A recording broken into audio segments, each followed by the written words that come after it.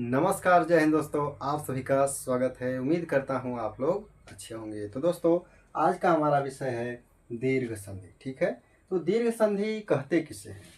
तो दीर्घ संधि का होता है अपने ही समान स्वर अर्थात ह्रस्व या दीर्घ मिलकर जब दीर्घ बन जाए तो वहाँ पर क्या होगा? दीर्घ संधि। यानी कि आप ऐसे कह सकते हैं, समान स्वरों का आपस में मेल होने से जहाँ दीर्घ हो जाए वह क्या कहलाता है? दीर्घ संधि कहलाता है। ठीक है, यानी समान स्वरों का मेल। ठीक है, जहां समान स्वरों का मेल होता है वहां पर क्या होगा? दीर्घ संधि होगा। यानी समान स्वर होंगे। जैसे मान लेते हैं अ है प्लस में अ है तो क्या बनेगा? आ बनेगा। क्या बनेगा? आ। इस प्रकार से जब नियम चलता है तो वहां पर क्या होगा? दीर्घ होता है। तो दोस्तों, यहाँ पर होता कितना है ये भी आप जान लीजिए। अ का होता है, छोटी ई का होता है और छोटा ऊ, यानी इन दोनों का। अब इसका क्या होता है?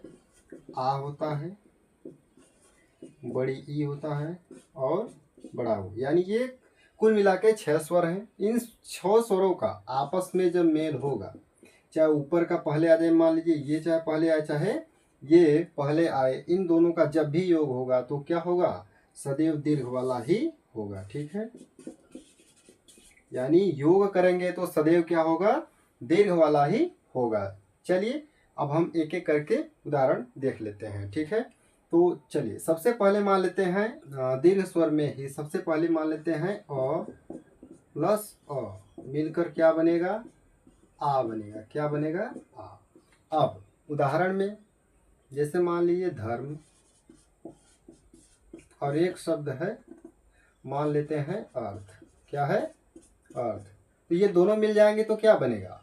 नियम कह रहा है यहाँ का, मान लीजिए अ और यहाँ का अ मिलकर क्या बनेगा? आ बनेगा। क्योंकि यहाँ भी क्या है? अ और यहाँ भी क्या है? अ। इन दोनों के योग से क्या बनेगा? आ बनेगा। क्या बनेगा? आ। तो दोनों का योग जब आ लगा देंगे तो क्या हो जाएगा?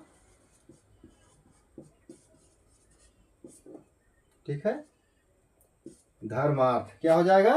धर्म और अर्थ जोड़ेंगे तो क्या बनेगा? नया शब्द धर्मार्थ। ठीक है, उम्मीद करता हूं आप लोग समझ पाए होंगे। तो जैसे अब अगला है, मान लेते हैं एक शब्द है देव और धन आलय। क्या है? आलय। ये आलय।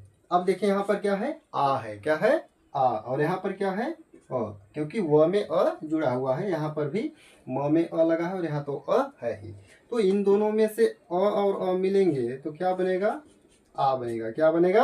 आ। तो बराबर में क्या आ जाएगा आपका? देवधन आलय बराबर क्या होगा? देवालय। क्या होगा? देवालय। ठीक है, उम्मीद करता हूँ आप लोग समझ पाए होंगे। तो ठीक है, इसी प्रकार से एक एक दो दो उदाहरण और देख लेते हैं। ठीक है, एक विद्या है। क्या है? विद्या। और एक शब्द है अर्थी। क्या है? अर्थी। अब यहाँ पर क्या है? आ। यहाँ पर क्या है? और इन दोनों के योग करने पर क्या बनेगा? आ। तो जब आ बन रहा है तो क्या हो गया? विद्यार्थी। क्या हो गया? विद्यार्थी। ठीक है, कुछ लोग ऐसे लिखते हैं, कुछ लोग ऐसे लिखते हैं। ठीक है, ठीक इसी प्रकार से एक शब्द मान लेते हैं। क्या है? विद्या। और एक शब्द है आलय। क्या है? आलय। अब यहाँ पर भी आ है और यहाँ पर भी आ है। आ और आ मिलकर क्या बनेगा? आ ही बनेगा। तो फिर ये क्या हो गया? विद्यालय। क्या हो गया? विद्यालय। ठीक है, अब आप लोग ये वाला चारों नियम आप समझ पाए होंगे। ठीक है, जैसे और मिलकर क्या बनता है? आ। तो हमने इसके लिए उदाहरण क्या बताया था? धर्मार्थ। क्या बनाया था? धर्मार्थ। ठीक है, फिर था यहाँ पर मान लीजिए और प्लस में। ठीक है, यहाँ पर था आ। तो यहाँ पर क्या हमने बनाया? हमने बना दिया देवालय। ठीक है, अब यहाँ पर हो गया आ। ठीक है, और यहाँ पर मान लेते हैं और, तो क्या बन गया आ, क्या बनेगा आ। उम्मीद करता हूँ आप लोग समझ पा रहे होंगे। ठीक है, तो देखिए आ और अ मिलकर क्या बनता है, आ ही बनेगा। तो यहाँ पर क्या है, हमने यहाँ पर लिखा ही, आप देख सकते हैं विद्यार्थी। ठीक है,